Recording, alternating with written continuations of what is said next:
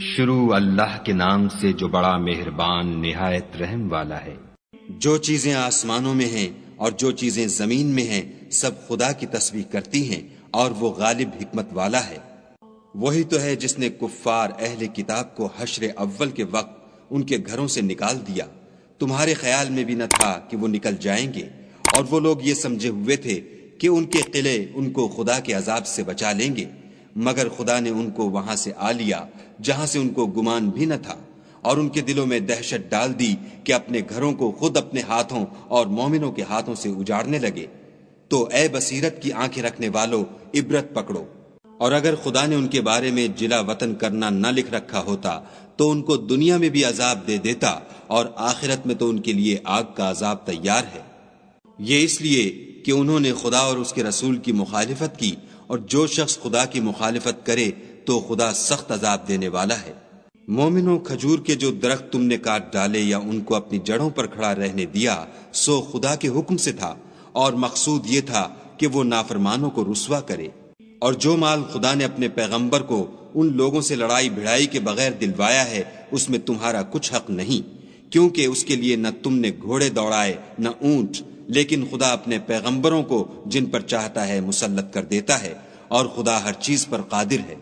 جو مال خدا نے اپنے پیغمبر کو دیہات والوں سے دلوایا ہے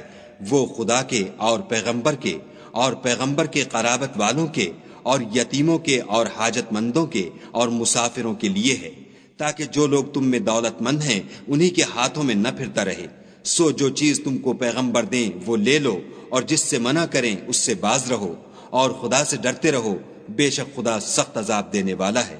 اور ان مفلسان تارک الوطن کے لیے بھی جو اپنے گھروں اور مالوں سے خارج اور جدا کر دیے گئے ہیں، اور خدا کے فضل اور اس کی خوشنودی کے طلبگار اور خدا اور اس کے پیغمبر کے مددگار ہیں، یہی لوگ سچے ایماندار ہیں۔ اور ان لوگوں کے لیے بھی جو مہاجرین سے پہلے ہجرت کے گھر یعنی مدینے میں مقیم اور ایمان میں مستقل رہے، اور جو لوگ ہجرت کر کے ان کے پاس آتے ہیں ان سے محبت کرتے ہیں، اور جو کچھ ان کو ملا اس سے اپنے دل میں کچھ خواہش اور خلش نہیں پاتے، اور ان کو اپنی جانوں سے مقدم رکھتے ہیں، خواہ ان کو خود احتیاج ہی ہو۔ اور جو شخص حرص نفس سے بچا لیا گیا تو ایسے ہی لوگ مراد پانے والے ہیں۔ اور ان کے لیے بھی جو ان مہاجرین کے بعد آئے اور دعا کرتے ہیں کہ اے پروردگار ہمارے اور ہمارے بھائیوں کے جو ہم سے پہلے ایمان لائے ہیں گناہ معاف فرما، اور مومنوں کی طرف سے ہمارے دل میں کینہ و حسد نہ پیدا ہونے دے، اے ہمارے پروردگار تو بڑا شفقت کرنے والا مہربان ہے۔ کیا تم نے ان منافقوں کو نہیں دیکھا جو اپنے کافر بھائیوں سے جو اہل کتاب ہیں کہا کرتے ہیں کہ اگر تم جلا وطن کیے گئے تو ہم بھی تمہارے ساتھ نکل چلیں گے، اور تمہارے بارے میں کبھی کسی کا کہا نہ مانیں گے، اور اگر تم سے جنگ ہوئی تو تمہاری مدد کریں گے، مگر خدا ظاہر کیے دیتا ہے کہ یہ جھوٹے ہیں۔ اگر وہ نکالے گئے تو یہ ان کے ساتھ نہیں نکلیں گے، اور اگر ان سے جنگ ہوئی تو ان کی مدد نہیں کریں گے، اور اگر مدد کریں گے تو پیٹھ پھیر کر بھاگ جائیں گے، پھر ان کو کہیں سے بھی مدد نہ ملے گی۔ مسلمانوں، تمہاری ہیبت ان لوگوں کے دلوں میں خدا سے بھی بڑھ کر ہے، یہ اس لیے کہ یہ سمجھ نہیں رکھتے۔ یہ سب جمع ہو کر بھی تم سے بالمواجہ نہیں لڑ سکیں گے،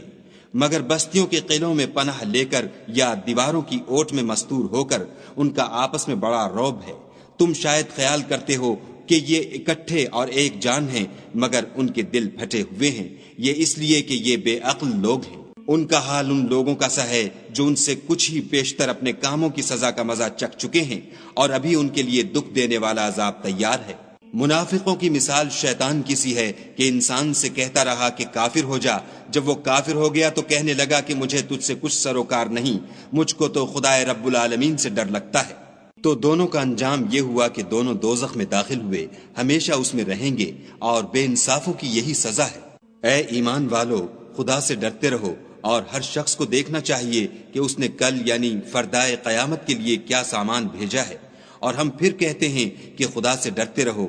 بے شک خدا تمہارے سب اعمال سے خبردار ہے۔ اور ان لوگوں جیسے نہ ہونا جنہوں نے خدا کو بھلا دیا، تو خدا نے انہیں ایسا کر دیا کہ خود اپنے تئیں بھول گئے، یہ بد کردار لوگ ہیں۔ اہل دوزخ اور اہل بہشت برابر نہیں، اہل بہشت تو کامیابی حاصل کرنے والے ہیں۔ اگر ہم یہ قرآن کسی پہاڑ پر نازل کرتے تو تم اس کو دیکھتے کہ خدا کے خوف سے دبا اور پھٹا جاتا ہے، اور یہ باتیں ہم لوگوں کے لیے بیان کرتے ہیں تاکہ وہ غور کریں۔ وہی خدا ہے جس کے سوا کوئی معبود نہیں، پوشیدہ اور ظاہر کا جاننے والا، وہ بڑا مہربان نہایت رحم والا ہے۔ وہی خدا ہے جس کے سوا کوئی عبادت کے لائق نہیں، بادشاہ حقیقی، پاک ذات ہر عیب سے، سلامتی امن دینے والا، نگہبان، غالب، زبردست بڑائی والا، خدا ان لوگوں کے شریک مقرر کرنے سے پاک ہے۔ وہی خدا تمام مخلوقات کا خالق، ایجاد و اختراع کرنے والا، صورتیں بنانے والا، اس کے سب اچھے سے اچھے نام ہیں۔ جتنی چیزیں آسمانوں اور زمین میں ہیں سب اس کی تسبیح کرتی ہیں، اور وہ غالب حکمت والا ہے۔